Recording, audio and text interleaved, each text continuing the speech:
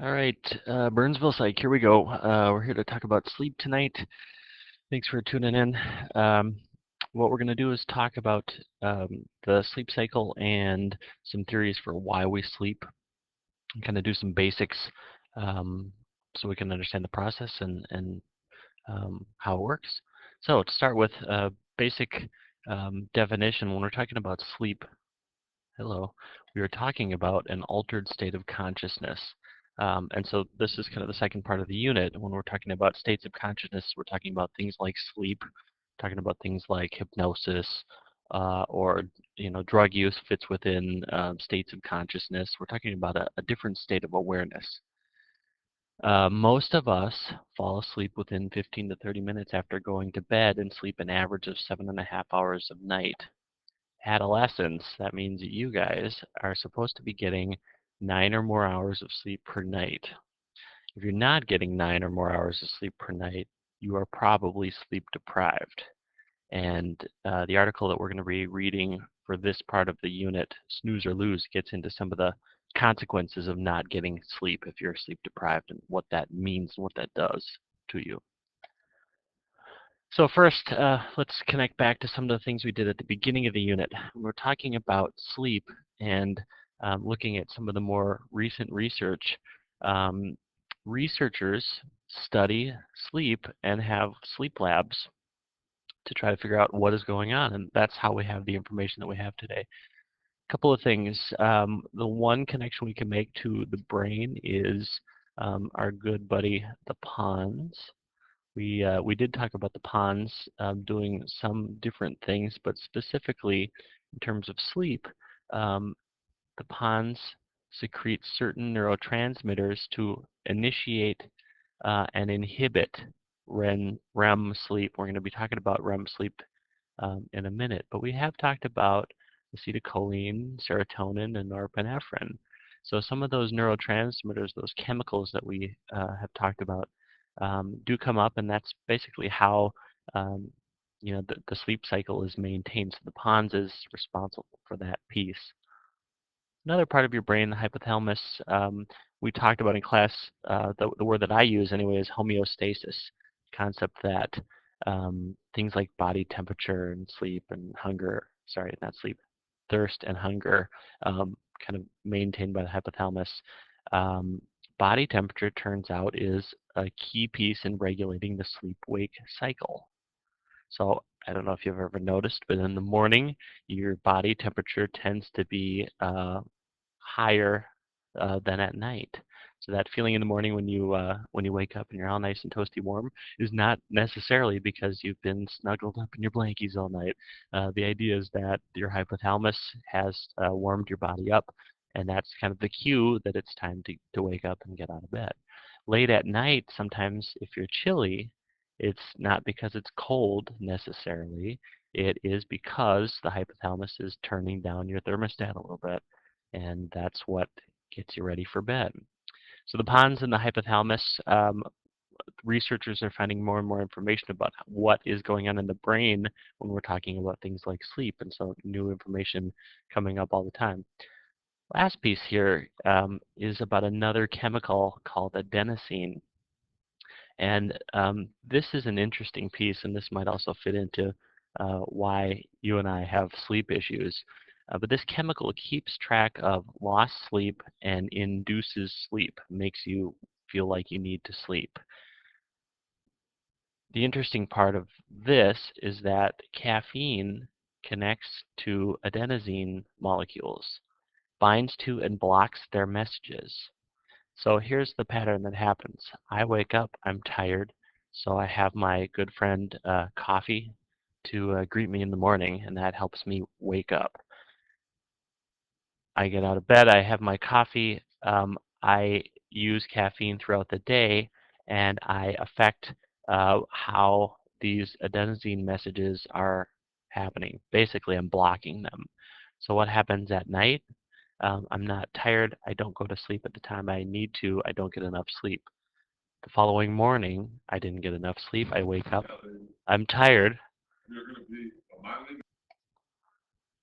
Sorry about that. A strange a further occurrence just happened here. So I wake up in the morning and I don't have enough sleep. So what do? I reach for my coffee because that's the thing that gets me up. And this pattern keeps going around and around, and I am interfering with the normal processes. So one thing that we can talk about when we get into class is what are some things we can do to help make it so that we reduce some of the sleep problems we're having? Tomorrow, we'll get into sleep disorders and some of the issues that come up, but what can we do to reduce some of those problems? So the stages of sleep says we cycle through the sleep stages about every 90 minutes, okay? And the way that the sleep stages are labeled is stage 1, stage 2, stage 3, stage 4, and then we're going to get to REM sleep. That's the something strange. But basically, as we cycle um, through these stages, um, stage 1 is that feeling when you're just kind of falling asleep, that drifting feeling. Stage 2, your breathing deepens, your eyes start to roll, you're falling deeper into sleep. Stage 3 is deeper still, and then stage 4 is kind of the deepest sleep. And this is where a lot of the sleep problems happen. So if you're a sleepwalker or you have bad dreams or had any of these kinds of issues when you were a kid, it's generally during the deepest sleep. And that is why people don't really remember what's going on.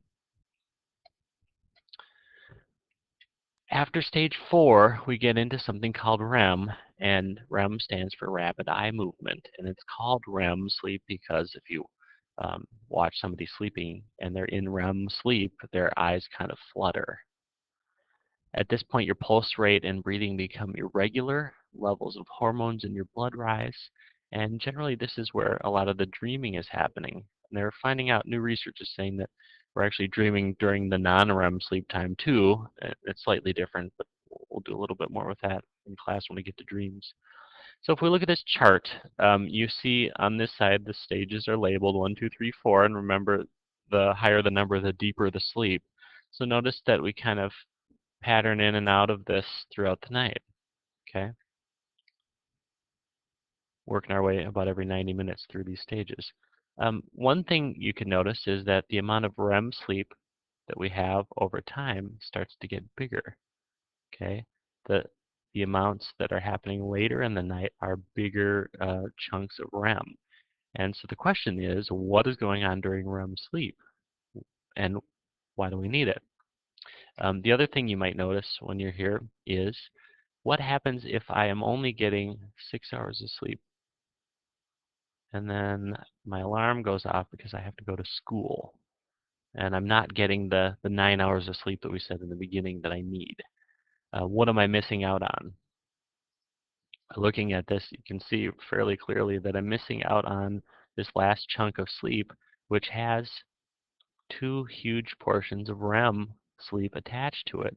Turns out that REM sleep is important because this is when your brain is doing a lot of the work that it does, especially when you're learning to consolidate new information, to organize information, to store memories, all that kind of thing.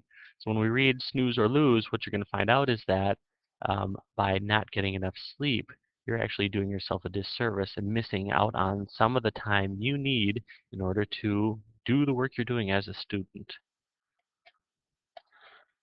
Last thing, and then we will wrap this up for the day. We're at 9 minutes. Good. When we're talking about the theories for why we sleep, lots of different possible reasons. One thing that we know that you can't deny is that sleep is necessary in order to stay alive. That, frankly, if you don't get enough sleep, your body will eventually just shut itself down, and you'll go into forced sleep. Um, so you'll see like people using certain kinds of drugs, stimulants, or amphetamines will kind of go on this go go go go go go go, and then finally their body just shuts down and they go into this prolonged chunk of sleep because they need it in order to stay alive.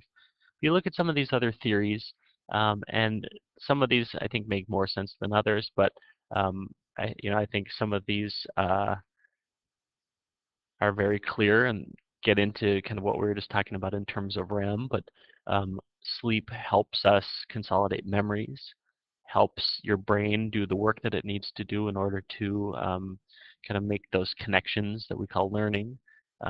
It helps us repair our body and kind of charge up for the next day. Depending on the psychologist that you read about, some of the evolutionary psychologists talk about, how that was helpful with animals and blah, blah, blah. Um, Primitive hibernation, I'm not so sure about that, but that could kind of connect to that first idea there. Relieves stress, helps maintain optimal performance. There's no doubt that sleep is an important part of our lives. So the next discussion then is, why is it that we are so willing to trade sleep for everything else in our culture? One thing that you see when you look at some of the research is that people that are not getting good sleep actually have um, reduced uh, reduced life um, spans. People that work shift work, people that are in situations where they are sometimes working the night shift and then they change to day hours and then they go back to the overnight shift and they're changing their sleep patterns all the time.